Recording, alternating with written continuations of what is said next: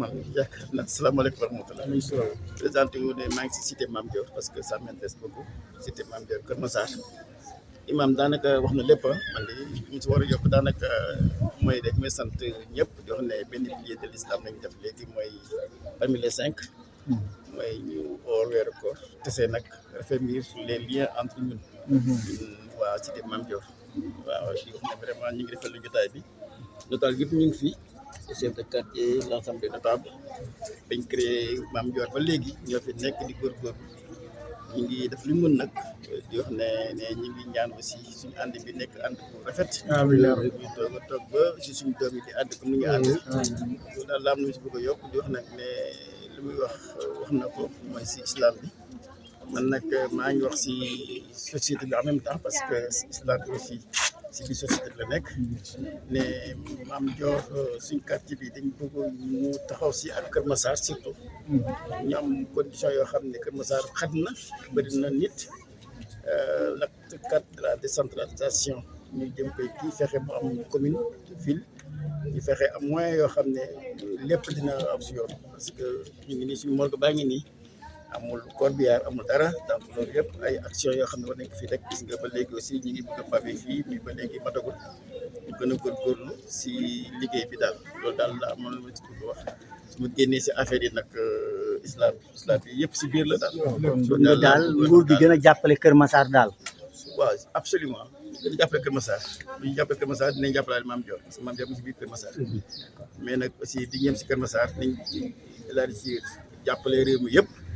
génne réew mi dem si Afrique dem si monde bi comme aussi problème yi ñuy am guerre yi fii nii aussi si xalaat di jéem a fexe ba guerre yi wàññeeku parce que xale yi ñoo si gën a lor xale yu ndaw yi ñoo si gën a lor te xale yi ñoo ñu avenir parce que le capital humain dont on parle au niveau de notre parti Pastef capital bi mooy si xale yi ñun daanaka léegi dañuy jeexal donc il faut ñu jéem a protéger xale yi éviter ñu leen di rey di finnaal loolu aussi il faut nécessairement ñu si jéem a xalaat génn si suñ kër yi ñëw si quartier bi dem si ville bi dem si Afrique dem si monde bi donc di wax na daal vraiment ñu ngi ñaan parce que si jullit ñaan la am comme ni ñu ko waxee rek. lépp tey nag yaakaar naa ne ñun li ñu gëm mooy ñaan parce que mooy sécurité interne bi ñu am. muy foi bi donc dañuy ñaan pour yàlla def ci jàmm si réew mi boole la xol yi parce que yaakaar naa ne jàmm mooy condition nécessaire pour toute réussite. parce que bu jàmm am moom yaakaar naa ne duñ mën a bâtir dara daal loolu daal la. waaw loolu de xam naa ni moom diine nanguwu ko waaye benn droit positif tam nanguwu ko loolu daal defe naa ni moom droit international moom da koy bañ moom vraiment di rey ay civil di persécuter ay xale te loolu daal wax dëgg yàlla moom la Israël nekkee ak Liban loolu nag lu àdduna bi yëpp war a ñaawlu la ndaxte lu ñaaw la waaw xam nga illustration boobu ñu ci joxe ne fan yi nga xam ni si guerre bi am na ko ak li faatu ci ay xale Liban te Liban rek laa wax nag mi ngi mel ne bés bu ne rek ñu rey benn waa classe ba mu jeex loolu nag amul lu ko gën a tiis waaw lépp a metti nag mais loolu def naa dara gën ko cee metti ci di xaw ci guerre bi waaw Ramadan moom weeru sell la liñ ci mën a taxawee ci lu baax yëpp te daw lu bon dañ ko war a def waaye nag jaamu yàlla moom dafa sax rek jaamu yàlla moom luñ ñu gàll la loo xam ne si moom képp la lay tàqaleeg moom mooy faatu rek bu ko defee nag di ñaan yàlla koor gi mu nangul ñu waaye ñu laxasaayuwaat xam ni nag jaamu gi moom mi ngi fi ba léegi nañ ci war a taxawee rek dañ ko ci war a taxawee incha allah. du mois de Ramadan qui est un acte très fort pour affermir nos relations surtout notre lien est très fort dans la cité mais je trouve que chaque fois que l'occasion se présente on se retrouve en tant que pas militant de Pastef, je ne dirais pas militant, mais en tant qu'élément de Mame Dior, être ensemble, la famille non liée. Parce qu'on est entre frères, on est là depuis très longtemps, plus de 25 ans. Et nous travaillons ensemble pour l'avenir de Kër Massar et l'avenir de la cité Mame Dior surtout. Nous faisons nos efforts pour être ensemble, pour créer une paix sociale. Et vous voulez que Kër Massar soit érigé en ville? Oui, je dis que Kër Massar doit être érigé en ville. Parce que avec les moyens, on peut réussir nos projets. Mais sans les moyens, on ne peut pas réussir. On peut avoir un objectif, mais il faut avoir des moyens. Et pour avoir les moyens, il faut nécessairement corriger les tares de l'acte 3 et diriger avec l'acte 4 que nous sommes en ville. Et si on a une ville de Kermassar, on aura beaucoup de moyens. Et avec les moyens, on pourra gérer l'ensemble de nos problèmes. Et vous voulez des routes en pavé, mais aussi le pavage de la Des mosquée. routes en pavé, surtout dans la cité Mamdior. Moi, je dirais tout la cité Mamdior. On a été laissé à rate depuis longtemps parce qu'on est dans l'opposition. La PASTEF. Et il n'y a pas de pavé, il n'y a rien du tout. Il y a des... Donc, là, vraiment, c'est regrettable. Mais il faut corriger. Parce que vraiment, on est resté très longtemps étant dans l'opposition. On dit oui, que Moussa Mamdior est dans l'opposition. On s'est battu pour prendre le pouvoir. Maintenant, il faut penser à nous aussi.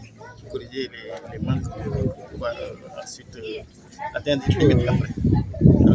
Tout est déplorable, tout est regrettable par rapport vraiment à la destruction, par rapport vraiment aux tueries, par rapport au bombardement, tout est regrettable. Mais surtout, vraiment la persécution des enfants, le bombardement vraiment des civils, ça vraiment, c'est inadmissible. Aucune religion ne l'admet, mais le droit international répugne, le condamne fermement. Je pense que la guerre a ses règles, mais une guerre où il n'y a plus de règles, on détruit tout, on tue tout le monde, ça c'est pas une guerre, c'est une haine qui s'exprime simplement. Vraiment, c'est une haine qui s'exprime le plus lâchement possible. C'est ça ce que j'ai dit. Hein. L'adoration de Dieu, vraiment, c'est pas un acte d'un jour, c'est pas un acte d'un mois, mais vraiment, c'est un acte de tous les jours, de tous les jours. Nous avons vraiment des obligations à assumer toute notre vie, toute notre vie. Donc, le Ramadan est béni, certainement. Ben, c'est un mois vraiment de promotion, certainement. Toute œuvre vraiment est multipliée, c'est vrai. Mais au-delà du Ramadan, ce qui nous a la motivation de notre création et de notre descente sur terre, c'est d'adorer Dieu. C'est d'adorer Dieu. C'est ça le motif de notre création. Donc, on s'en débarrassera que par la mort. Voilà. Moi, je pense que ça, vraiment, c'est manquer de foi. C'est parce qu'on a une foi qui n'est pas ferme. Parce qu'il faut être sincère. On adore Dieu pendant le Ramadan. Aussitôt après le Ramadan, on retourne vers les péchés, vers les vices, etc. Ça, vraiment, c'est manquer de foi. C'est manquer de foi. Il y a des comportements qui expriment un manque de foi. La foi du musulman doit être une foi ferme. Une foi ferme, vraiment, tous les jours, tous les mois et tout le temps. C'est ça. Et être bon pendant le Ramadan et retourner vraiment au travers, au tard, au vice, ça, je pense que c'est une faiblesse. C'est une faiblesse de foi.